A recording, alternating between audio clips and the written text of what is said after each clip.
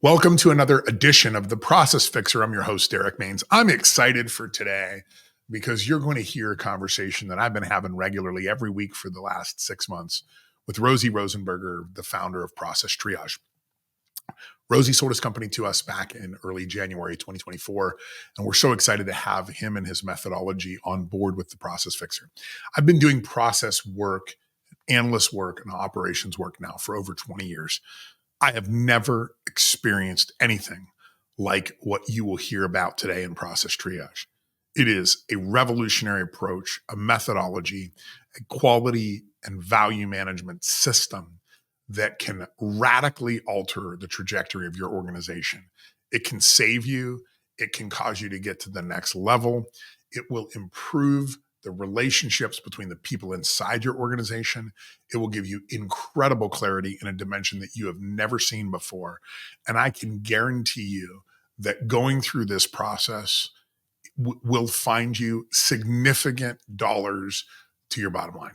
There's no doubt about it. The system is designed to increase shareholder value while simultaneously helping employees be heard and improving the culture of your company. I'm excited for you to be here today with me and Rosey Rosenberger from Process Triage.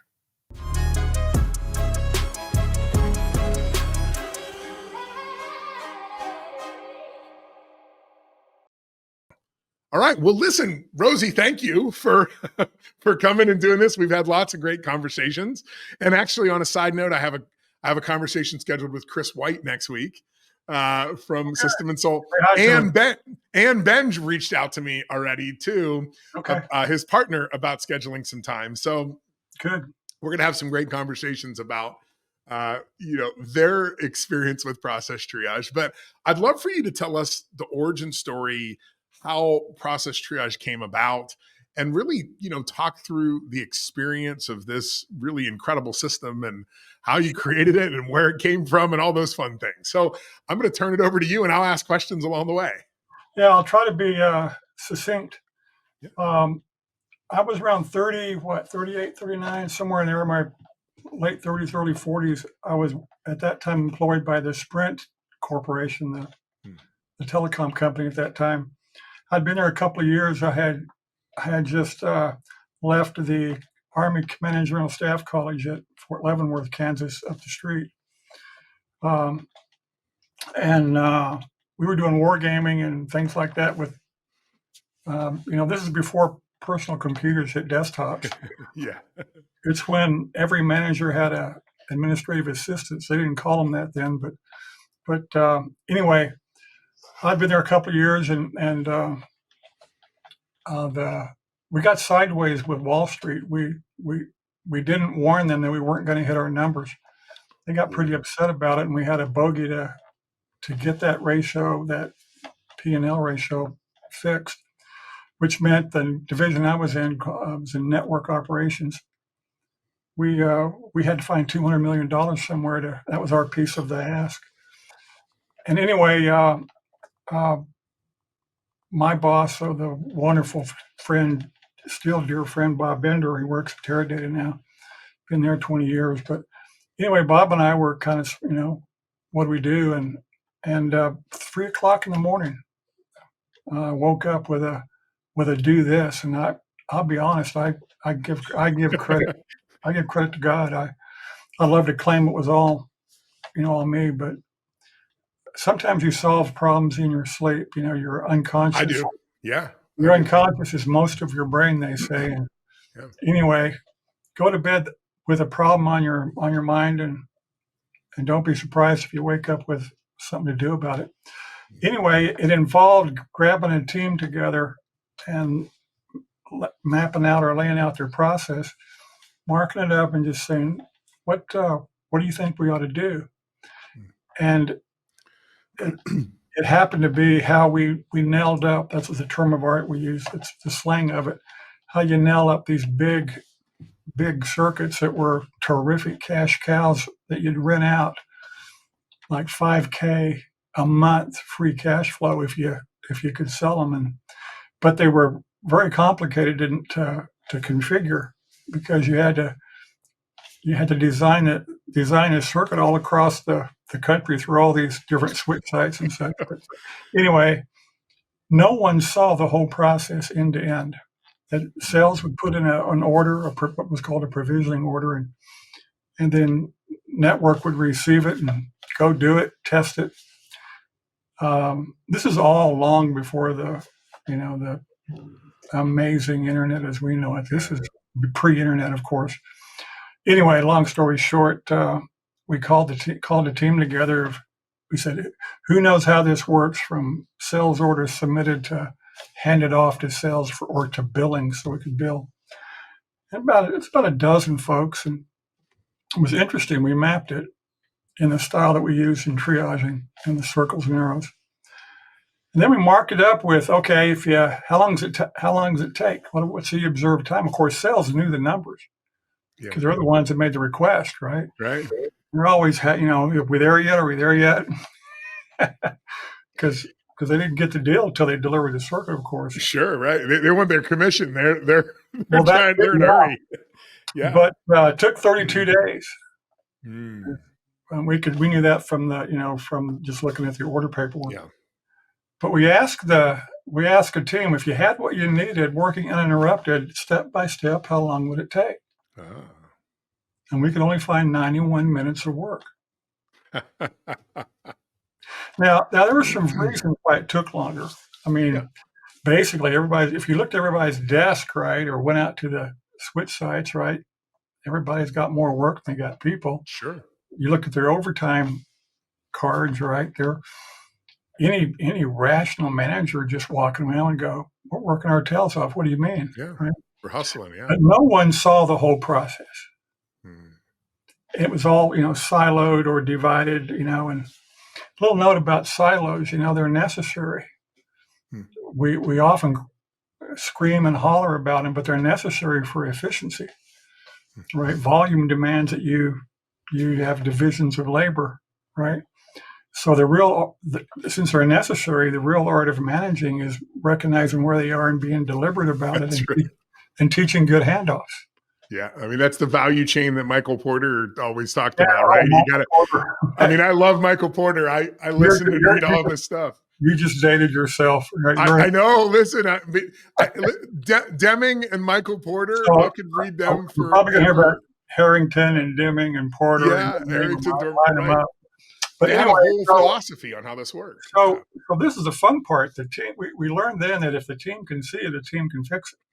Yeah, you can't fix what you can't see, huh? And to elaborate a little more, is the only reason that team existed was because of the process they shared. All right. So Rosie is talking about the process mapping aspect of this, getting the people in the room, the experts, the people inside your organization that know the process, putting them in control, allowing them to show us how things get done, how the sausage is made. I like to say, what do I call it? HTSIM, how the sausage is made. They show us the HTSIM. They show us where there's departmental handoffs. They show us the functions, the actions, and the results that they do on a daily basis. And that's really the mapping piece of this. The end result of that for an executive is that we hand deliver, we'll bring you an 18-foot plus process map that shows that process from start to finish and shows all of the intricacies of it and what the employees expressed about the challenges with it. And then we'll give you a list of the proposals and solutions. So that's what we're talking about in this segment. The raison d'etre, right? The reason for a team is run the process, right? So we as leaders need to orient ourselves as we build teams is make sure they understand the process, as part of their identity. Yeah. Right. Anyway, so they said, "Hey, Rosie, we get it. We can do this now that we see it." And we know there's some reasons we could be interrupted. For example, if they didn't have, we're talking about plugging cables, right, into things and into jacks. And if they didn't have a piece of hardware to throw in the rack, right, it's called a fiber optic terminal. They'd have to go get one, and that might slow them down. But generally speaking, if they had all the fiber optic terminals, what you call capacity, they could nail that sucker up if they would just talk to each other. And so they said, again, this is before the internet. Yeah. So they said, Rosie, we can do this now that we see it. We can issue instructions to get this down to 10 days. Wow. And I said, well, you're going to pitch this solution to the chief of network operations tomorrow morning, but I encourage you not to give him your possible, give yourself. Yeah. He's going to ask you, I bet he asks you for something faster. Yeah. Well, they pitched, long story short, again, they pitched 15 days, and he said, he'll have it in 10. And true story. No, they had to prove it. after some learning curve, right? They got it down to under 6 days and took market share, unbelievable market share shift. And I think it moved that $200 million bogey. I don't know what the real number was, but I heard orders of magnitude of $50 million in a quarter in the right direction, just because they could sell that fast. And it gave the sales folks such confidence to go out into that market and say, hey, you need capacity, we'll give it to you in 10 days or better. Wow. And that was quite attractive in those days. But the walk away from me was, well, actually what the chief of network said, hey, Rosie, do we have any more of these laying around? Yeah, exactly. What other rock can we flip over and find $50 million a quarter? Even if we're wrong 90% of the time, it's still worth it. Right? Yeah. And of course, the answer was, I put him right where I wanted him, which is, what do you need? Yeah. See, and anytime that we as leaders can put our bosses into a position where all they can ask is, what do you need? Yeah. That's a delightful place. And that's what that team did, is they put all the leadership chain into a position of, what do you need? Right. And the curiosity I had is this reproducible? Sure. Yeah. Is this a one and done? Are you the one hit wonder of the industry? Dumb luck, or was this inspiration? Right. So I was blessed to be given an opportunity to go reproduce it. Prove it. And so we did. That led to that entire peer group of course, the word got out, right? Look what we did, right? How any director, mid-level manager that had a success, they're going to, they got something to crow about in their staff meetings, and, all highly promotable behavior is, chatted up. And so the phone began to ring, and would you do my team and such? And that led to me leading for about 15 years. I led a team that grew and led a team of facilitators that until I retired from Sprint in 2009, I probably either me or my team, we were doing 2 or 3 groups a week, 40 weeks a year. Jeez. And I really didn't understand what was going on until about the 50th team. What was that discovery? Yeah, but was there an aha moment in that 50th? I was just learning. I wasn't all that, I'm not all that brilliant. I was just immersed in and learning the craft of it. Yeah. And you really learn what the relationship is between teams and leaders, right? And how do you put a tool in a team in a leader's kit to grow a team? Because what we learned, among many things, was you really have to always look at process behavior before you look at people behavior, and that was not intuitive. Because what we noticed was, when we succeeded, in other words, the process was working the way it was supposed to. In other words, the team was, working great. That success broke the process and created the appearance that the team had failed, when in fact it wasn't. It just got overrun by more volume, meaning the need to specialize more, to do a labor capital shift from manual to, say, tool supported, or maybe manual to software support, application supported or whatever, right? But we realized we could anticipate this when we started gaming. Like, okay, what will this look like if we do twice the volume? And give the team an opportunity to game it. Okay, what is a capability goal? Rosie's going to talk about this. Every system inside your organization has to be capable of doing something. When it exceeds its capability, it will break. It will break if you have not over-engineered it. If you've over-engineered it, that means you spent too much money in the past trying to engineer a solution for the future that likely will not meet up and align with the conditions of the future. So we want to understand the capacity of every one of our systems. And we want to recognize that when things start to break down, that's not a time to throw people at it. It's a time to go back to the process and re-identify the challenges with it, find out what's going on, look for the bottlenecks, make a new determination on things like automation, and then redeploy out into the market and see how, or out into the company and see how people respond to that and how it works and does it improve the efficiency. I think, unfortunately, a lot of hiring is done inside organizations because we're like, well, people in this department are busy and they need help. They need more hands to do the work. But instead, we should first be mapping out the process and determining its capability, and then recognizing how many people it needs in order to produce how many widgets per hour or day or month or year or whatever that is, and then working backwards and making sure that we're streamlining the process for those people so that we don't need the additional resources. That's really what a capability goal is. An organization should have a capability goal as its whole mantra. We will grow our business by 10% this year while increasing our quality by 1%. And then each department should have a capability goal to know how that they roll up to that overall goal.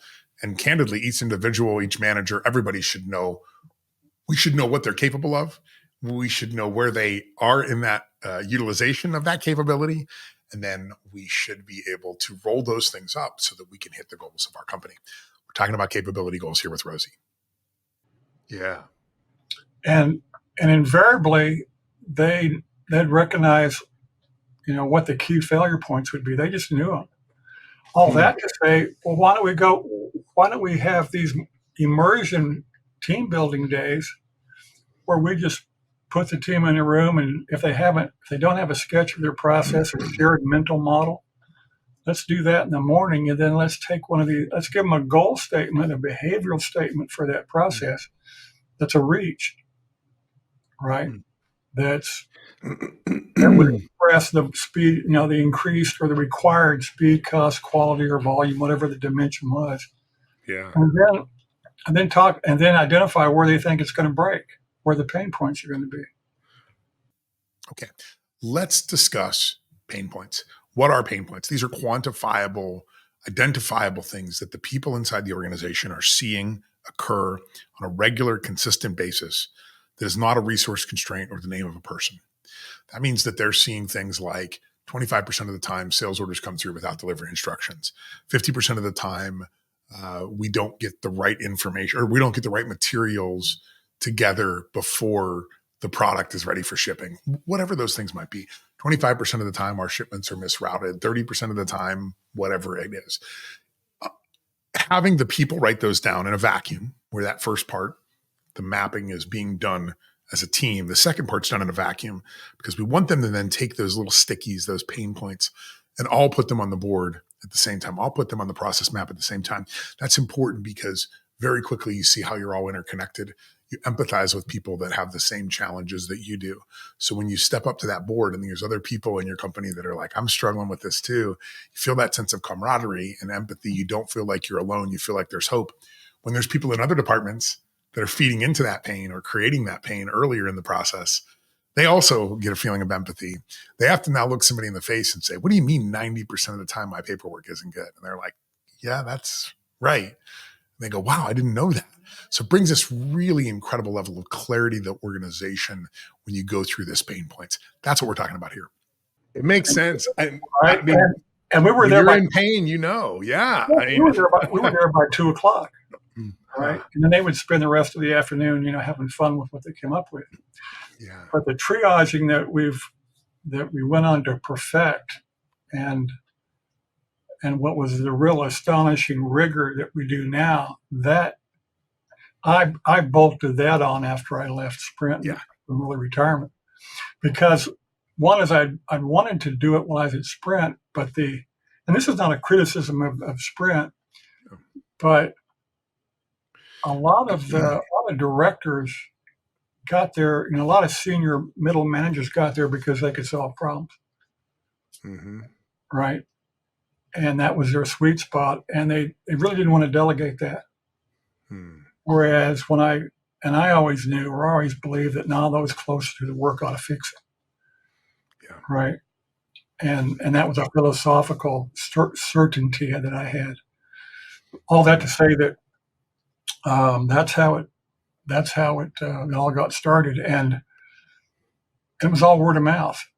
These teams would turn around and go fix stuff, or just gel together. Now they understood each other. They started issue processing on their own, not always with a lot of rigor. Yeah. In other words, anytime you got to put a meter into something and measure it, right? That's expensive. Yeah, it is. Right. That's overhead. It is. Right. That cost is not. You might argue every car's got to have a dashboard, and you can't drive a car without a speedometer and a fuel gauge. I get that, but you unconsciously don't even worry about it, right? But manufacturing processes have been comfortable with measuring things forever. Yeah. Right. Like Eli Goldratt's the late. Yep. The late. Do I have a copy of it laying here? I know there's 2 or 3 copies always in my office of the goal. Yeah, and of course this magnum opus, right? Yeah. The theory of constraints, of course. Yep. That's a Bible almost. Yes. But the idea with this triaging was, let me preface it this way. Yeah. I was also honored to hire a lot of consultants from the big companies, like it was Anderson before they blew Enron up, of course, but Accenture, Deloitte, right? McKinsey, Gartner, all those guys. Yeah. Oh, they're wonderful. They're wonderful. They've got some brilliant people, especially in the account manager space. Pardon me. But then, of course, they staffed with road warriors, with these college graduates doing all the the grunt work, and we found we'd send these young pups into the organizations they were tasked to help support, and they were just they were ineffective, right? And no fault of their own necessarily, but what we learned from triaging was, hey, how about we let those closest to the work take a shot at this, since their excellence is what broke it. I love that. Their excellence is what broke it. Who knew, right? Yeah. I mean, sometimes things, they fail because it was a people failure. But boy, I don't think anybody ever hires someone unfit deliberately. No. I don't think any company has that much money. Well, the government maybe, but I won't go there. But and that's not fair, and that's unfair. But so what we realized we had in our hand, when I say we finally understood it, was, how about we put a tool in a leader's toolkit to be able to take any team and sync that team up in terms of the work they do together, and immerse them in a moment of what is it going to look like to perform at a required level, to hit a goal, and to know that they can talk about their pain points, the recurring behaviors or events that are going to inhibit this goal. They can talk about it with respect and collaboration, and gravitas, and that they then, as a team, rank what they ought to work on first. Yeah. That is what we called in the military completed staff work. Right? A recommendation to the boss saying, "Hey, here's what's going to break or is breaking in the process space to hit the goal that we've been given." Yeah. Okay, and do it in one day, because remember, most companies at this, you can't do this triaging with anyone else but those who are your go-to believables. Yeah. Right? There's no substitutes for them. So when you pull them off the line for a day to do this triaging, one, they need to do it together, of course. Mm-hmm. The other is you got to work quick. You're only going to give them a day. Yeah. Because when you pull them offline, they are production falls. Yeah. They are critical, to the process. Their presence is critical, whether they're actually actively doing anything or not sometimes, which means we had to design an experience, this tool, this triaging facility, if you like, had to be designed to be, it's got to work in 1 day per process, no more than a dozen, right? Typically, because you can only process about 30 points of pain you learn, right? Yeah. That's all you stuff into it. If you give the mornings, you're mapping the process so they spend some shoulder to shoulder time and getting synced up mentally. All right, that's key. And then they rank the solutions that they nominate. Okay, now we want to talk about triaging. Triaging is the solution that Rosie created in order to take pain points that have been identified and placed and plotted on the map of the process for the company. How do you take those and determine what the potential reconciliation for those things are? How do you turn those into proposals that executives then can take and act upon and provide resources to in order to solve the problem inside the organization? That's what this is all about. There's a method called triage, and we'll talk about it here. You'll hear us talk about it a lot, but I want to walk you through it first because it's important for you to understand it.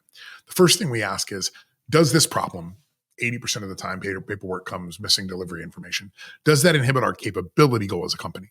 Yes, it does. It stops us from selling the product. It stops us from delivering on time. Okay. Do we know the most likely cause? There's one of two answers here. Yes, we do. We move on. No, we don't. Well, then we need to analyze it.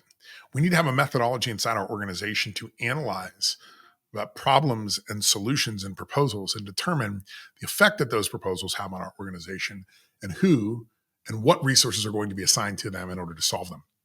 The next one is design. Design could be, we need to design a tool to do this. We need to design a capability to this. We need to design a system that can do this. We need to design a best practice that can solve this problem. Many companies don't have good best practices. I will ask this question when we are together doing triage. Does it inhibit your capability? Yes, it does. Do you know the most likely cause? Yes, we do. Do you have an existing best practice? And people stop for a second and they go, well, I mean, technically, and I'm like, so you don't. If you can't show me the page where it's at, if you can't show me the signature that everybody has signed off on it and understanding this is the best practice, if you can't tell me the methodology on how you determined it was the best practice, what research did you do in the marketplace? Did you talk to employees? How many people did you interview? How did you determine what is the best practice? If you can't do that, then you don't have one. You need to design and implement a best practice at that point. If there has been one designed, the next question is, has everyone been trained on it? Everyone. I always repeat that. Why? Because most times people will go, well, I mean, technically, no. So they haven't all been trained on it. Everyone being trained on it means that everyone has been trained on it recently. I talk about potty training here. You don't just hand them a roll of toilet paper and point in the direction. There's repetition to this. There's confirmation to it. There's quality assurance. We want to make sure things get done correctly. So the solution there is to train. And then finally, if everybody's been trained on it, we have a best practice, we know the root cause of it, we've gotten already down to that level. Now it's about enforcement. Those are the four different determinations that come out of triage that turn into proposals. Analyze, design, train, and enforce. Here we go again with Rosie.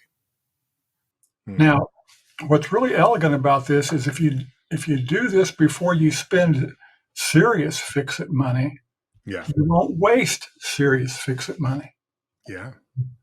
Because Pareto's principle or law always works, right? If you've got a deck of about 30 proposals that were all based on on a goal that everyone understood, right? If there's 30 of them and you do 5 or 6 of them, then 80% of the value of that list you're going to get. That's a really good point. Right? I mean, that Pareto's principle is inescapable. Yeah. So then, and generally speaking, we really want to know is all we really want to know is what kind of solution what kind of fix is it? And that's where you get the analyze, design, train, enforce from. We talk about, I said we didn't really understand things till we did a lot of them. What I noticed is all these years of watching teams collaborate and solve stuff is they either understood the pain point or they didn't. And understanding if they didn't, then the work was go understand it. Right? Which would be what? Go measure. Analyze. Right, yeah. And that's where you would say, well, I need someone to help us do that. Well, that's where you bring in your green belts or black belts or your Six Sigma books. If there's enough volume to justify those kind of calculations, of course. Yeah. Well, if they knew what the likely cause was, right, then the other question was, well, do we have a way of doing work that prevents it? We call that a best practice. It could be a tool, a technology, a policy, a software, hardware, whatever, but a way of working. And that's and they know, yes or no. And either they have it or it's not good enough or they don't have it at all. So that's your second solution. And both of those have to do with process. Means we're not talking about people at all yet. Right? In other words, again, remember the process broke because you ran it well and it was overcome by volume typically, right? Yeah. And so if you fix, you always want to fix process first. Okay? Yeah. And it may be that in fixing the process, you discover that you've outgrown some people. Their talent mix is not what's needed, especially if you go from manual to capitalize with tools or whatever. Sure, you start using machinery tools. We get that. Yeah. Right. But if the team asserts, no, our best practice should handle the goal, right? The volume for it. Then the question is, well, does it need training or learning? Yeah. In other words, is this seasonal? We just need to remind people how we do things. Yeah. Right. And if the answer is, then it's train what job title to do what work. Yeah. What's the best practice? Yep. Right. And that can be amazingly quick today, which is wonderful. No one does, well, I don't want to overstate, but most people just do smartphone video clips of the work and keyword it enough to where you can find it wherever you put it. Right. Yep. And just-in-time training is on a smartphone over the shoulder or a recorded video call. Yeah. Right. And then finally, it's if we don't need training, we just need to resource and enforce it. Which is, we shorthand that to say, well, then just enforce the best practice. Yeah. But what we mean, the full-throated meaning of that is let your operating system resource. You're in the supply chain now, and you're in the resource management now. And the reason that's why a point of pain, without rambling here, but that's why a point of pain is never a resource constraint. And that's really hard. Young managers don't get it. You have to sit them and go, a point of pain. Don't assume that your point of pain is you ran out of some resource. And the reason why is if if the volume broke the process, right, throwing more resources at that broken process is just going to create crap faster. Yeah. We call that the feces to fan ratio here. We say, if it's going to drop on the fan, do you want the fan to be spinning faster or slower? Yeah, And without exception, everybody wants it to be going as slow as possible. Yeah. So, and obviously, if there's an error in inputs, procedures, or practice, right, or some tech or some tool, right, that would have been exposed in analyze and design. Sure. See that? And that's why resource constraints aren't pain points. At the same time, if all you have is enforce, right, the question is it a, and we do this with all four of those, is it, what's the, how heavy of a lift is this solution? Is it a task, an action item size thing, right? Yeah. Or is it a heavy lift project that needs a plan and a budget and maybe some resources, study, right? Yeah. We call them smalls and bigs. Yeah. Right. So every point of pain has one of those four solutions. One of those four solutions. I want to tell a quick story because I think it's such a perfect example of why you need the employees to do this. So years ago, I did some consulting for one of the biggest companies in the world, and they were receiving product from a supplier in high volume. And occasionally, it was less than 1 in 1,000, but occasionally we would receive a box of material. And this was actually a consumable good. We would receive that box and it would be short some product. Either the box would be empty or instead of 12 ounce. What, 3 Sigma? Yes, right. So they, which was unacceptable to my client. So my client went to the manufacturer. But I think you're right. I think that would be 100th. Yes. So yeah, it would be 3 Sigma. So they were not meeting the 6 Sigma standard for my client. So my client pushed back and said, you need to design a capability to not send us this bad product.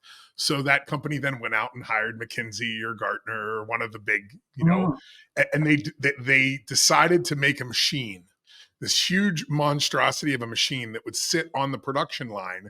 And if a product come through that wasn't the exact weight, it would kick that product off of the line. That's how they attacked it. That's how they attacked it. And they spent, millions of dollars engineering and doing all this stuff. And then they put the machine on the line and they found out that the machine was a break point and it would break all the time and it would shut the line down. So they brought a whole team together of consultants and executives to walk the line. First time anybody had actually walked out there and saw what was happening. And as they were walking down the line, they came across a gentleman who was standing beside a large box fan that was running on high, pointed towards the line. And one of them said to him, what are you hot or something? And the guy said, no. He goes, some idiot made some big machine up there that supposedly kicks the lighter stuff off the line. And he said, but it always is broken. He said, so we went across the street and we bought an $8 box fan from the Dollar General. We just sit it here on the line and it blows all the stuff that we don't want right off the side because it's too light. He said, of course, there's 40 consultants and executives all standing there going, we have just been totally embarrassed. We spent millions of dollars to analyze a problem and design a solution. When if we had asked the people who did the work, they would have said, well, just get a $9 box fan and sit it on the end of the line. Well, so the solutions are there. They're just in the heads of the people that are doing the work. I had a buddy of mine, a retired infantry colonel, turned me on to a book called Freedom's Forge. Have you read it? I don't think I have. It's the story of the 4 or 5 super entrepreneurs that mobilized most of the aircraft production and Navy Liberty ship production in World War II. I am downloading it right now. I couldn't put it down, but it was, and I think it's the American Enterprise Institute, I think, is the one that funded it. But it just talks about how just empowered people can do amazing things. And this looks great. Yeah. And it's phenomenally researched. And it talks about the story of these people's lives that did all these things. They were the dollar a min dollar a year people. Huh. They came out of Ford and it was AT&T perhaps, or some other, but they just anyway. That's a I'll check that out, and it's really true. And I think that whole era, there's an old story, and I've never been able to verify it, but it goes around about Edward Deming that after World War II, when the American generals went to the Japanese and said, "What do you need?" Thinking they're going to say steel industry. They're like, "We need that Edward Deming guy because you guys think you beat us with bombs. Actually, you just out-manufactured us. You just beat us." When you read the story of the B-24, how the B-24 plant at River Run, right, was built, unbelievable. Anyway, of course, Deming was famous for going to Japan because no one in Detroit would listen to him. No, I mean, eventually, he wasn't a very funny guy, though. He was real rough around the edges. Very famous. I had an old business partner that was very good friends with his daughter, and I got to see lots of archive footage of Deming. And let me tell you, he was the most mundane. He was not a great communicator. But his math was. He was just incredible. His math was flawless. Yeah, I think for anybody that doesn't know who Edward Deming is, you really should research him because he is really the reason that we have lean manufacturing and Six Sigma and all of these things came from the mind, the mathematical genius that was Edward Deming, and so it's worth a look. Yeah. So this astonishing triage to me. I mean, I was always astonished. I've personally led over 1,000 of them. Yeah, and I